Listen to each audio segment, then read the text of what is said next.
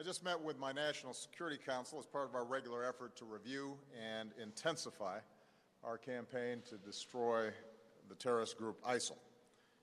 Our meeting was planned before the terrible attack in Orlando, but obviously that tragedy, the awful loss of life, shaped much of our work today. In all of our efforts, foremost in our minds is the loss and the grief of the people of Orlando, those who died, those who are still recovering, the families who've seen their loved ones harmed, the friends of ours who are lesbian and gay and bisexual and transgender who were targeted. I want to remind them that they are not alone. The American people and our allies and friends all over the world stand with you and are thinking about you and are praying for you. As Director Comey has said, we currently do not have any information to indicate that a foreign terrorist group directed the attack in Orlando. It is increasingly clear, however, that the killer took in extremist information and propaganda over the Internet. He appears to have been an angry, disturbed, unstable young man who became radicalized. As we know all too well, terrorist groups like ISIL have called on people around the world and here in the United States to attack innocent civilians. Their propaganda, their videos, their postings are pervasive and more easily accessible than we want. This individual appears to have absorbed some of that, and during his killing spree, the shooter in Orlando pledged allegiance to ISIL. As I've said before, these lone actors or small cells of terrorists are very hard to detect and very hard to prevent. But across our government, at every level, federal, state, and local, military and civilian, we are doing everything in our power to stop these kinds of attacks. We work to succeed 100% of the time. An attacker, as we saw in Orlando, only has to succeed once. Our extraordinary personnel, our intelligence, our military, our homeland security, our law enforcement have prevented many attacks and saved many lives, and we can never thank them enough. But we are all sobered by the fact that despite the extraordinary hard work, something like Orlando can occur. In our meeting today, Director Comey updated us on the investigation in Orlando. Secretary Johnson reviewed the measures we continue to take on behalf of our homeland security. Secretary Carter and Chairman Dunford reviewed the military campaign against ISIL, and I want to thank Secretary Lew and his team here at Treasury for hosting us and for their tireless efforts to cut off the money that ISIL relies on to fund its terror network. At the outset, I want to reiterate our objective in this fight. Our mission is to destroy ISIL. Since I last updated the American people on our campaign 2 months ago, we've seen that this continues to be a difficult fight, but we are making significant progress. Over the past 2 months, I've authorized a series of steps to ratchet up our fight against ISIL. Additional U.S. personnel, including special forces in Syria to assist local forces battling ISIL there, additional advisors to work more closely with Iraqi security forces, and additional assets, including attack helicopters, and additional support for local forces in northern Iraq. Our aircraft continue to launch from the USS Harry Truman, now in the Mediterranean. Our B-52 bombers are hitting ISIL with precision strikes. Targets are being identified and hit even more quickly. So far, 13,000 airstrikes. This campaign at this stage is firing on all cylinders. And as a result, ISIL is under more pressure than ever before. ISIL continues to lose key leaders. This includes Salman Abshahib, the senior military leader in Mosul, Abu Saab al-Sudani, who plotted external attacks, Shakir Wahib, ISIL's military leader in Iraq's Anbar province, and Mahir al-Balawi, the top ISIL commander in Fallujah. So far, we've taken out more than 120 top ISIL leaders and commanders. And our message is clear. If you target America and our allies, you will not be safe. You will never be safe. ISIL continues to lose ground in Iraq.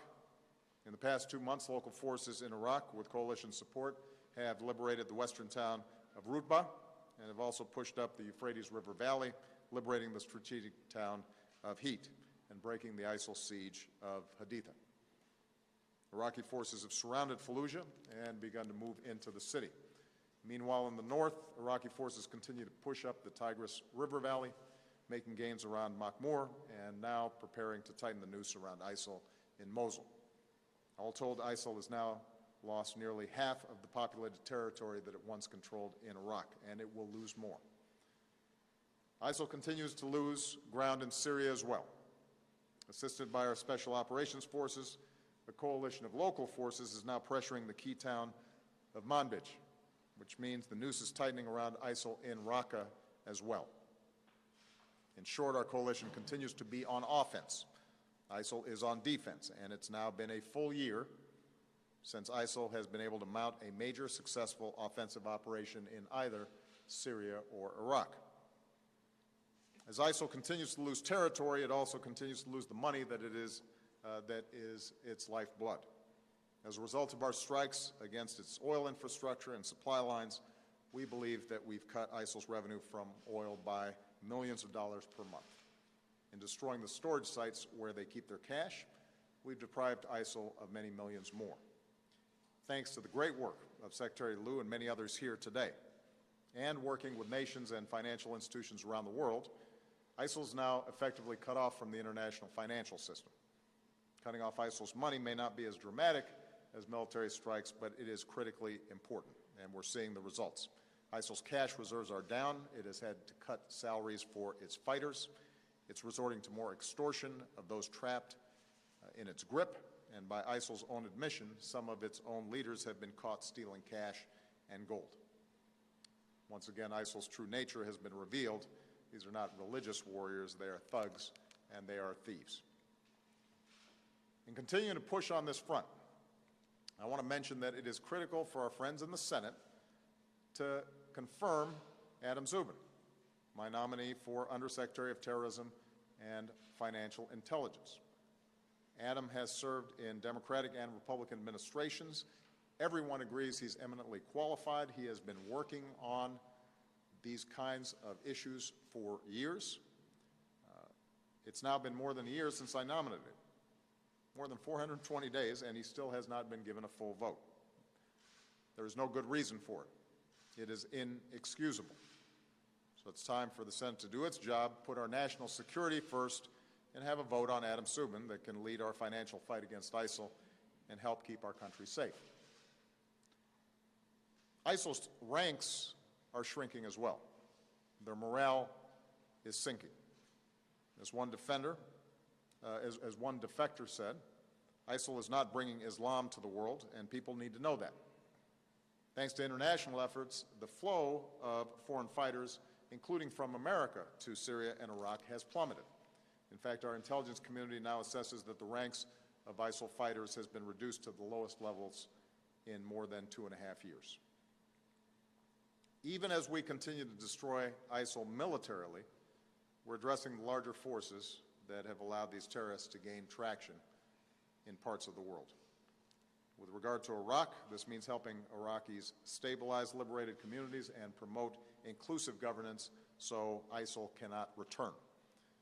With regard to Syria, it means our continued support for the fragile cessation of hostilities there. This cessation of hostilities has not stopped all or even most of the hardship on the Syrian people, the hardship on civilians. And the Assad regime has been the principal culprit in violating the cessation of hostilities. ISIL and al-Nusra, which is al-Qaeda's affiliate in Syria, also continue to terrorize Syrians. But as fragile and incomplete as the cessation is, it has saved lives, and it has allowed the delivery of some life-saving aid to Syrians who are in desperate need. And as difficult as it is, we will continue to push for a political process that can end the civil war and result in a transition away from Assad.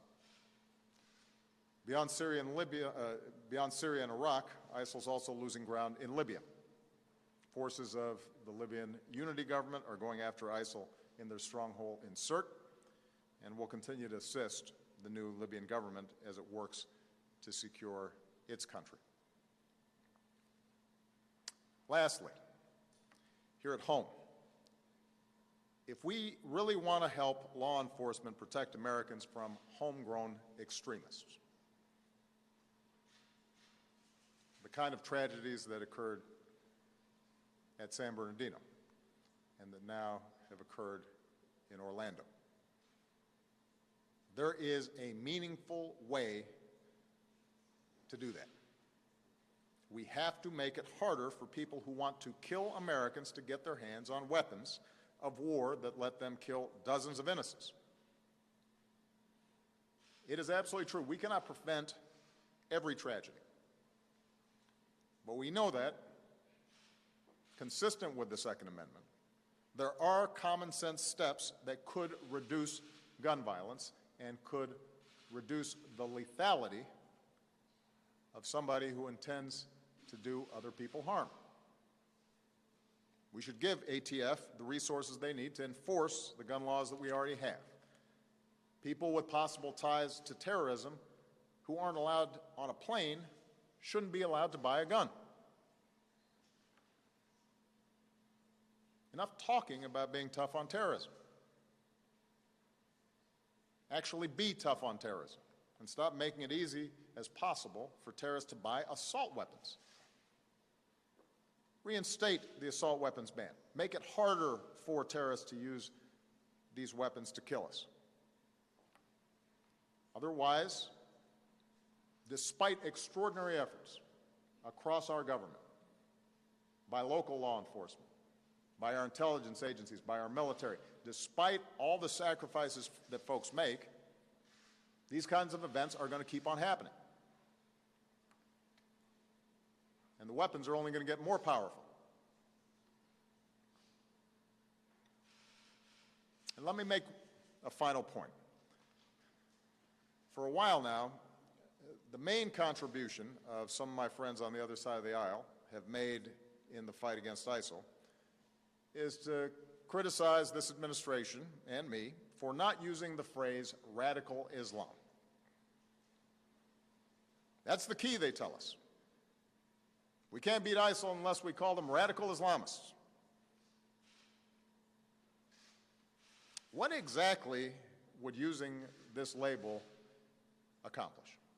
What exactly would it change? Would it make ISIL less committed to trying to kill Americans? Would it bring in more allies? Is there a military strategy that is served by this?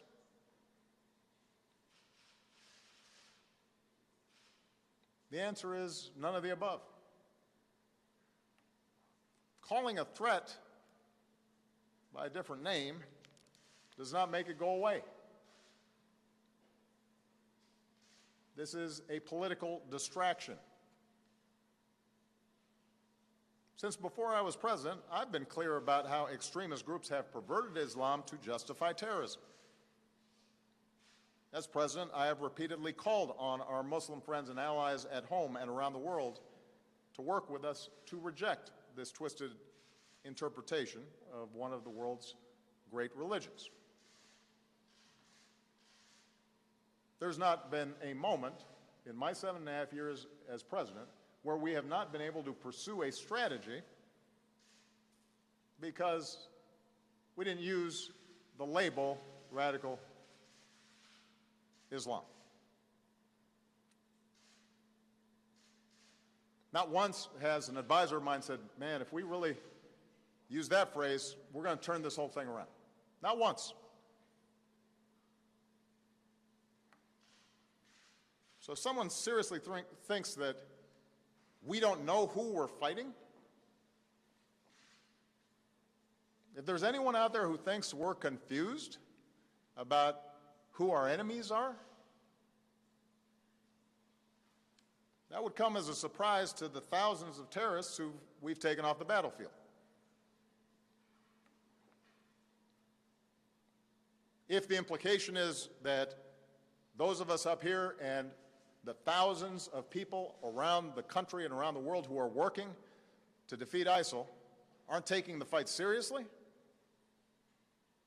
that'd come as a surprise to those who've spent these last 7.5 years dismantling al-Qaeda and the Fatah, for example, including the men and women in uniform who put their lives at risk, and the special forces that I ordered to get bin Laden and are now on the ground in Iraq and in Syria.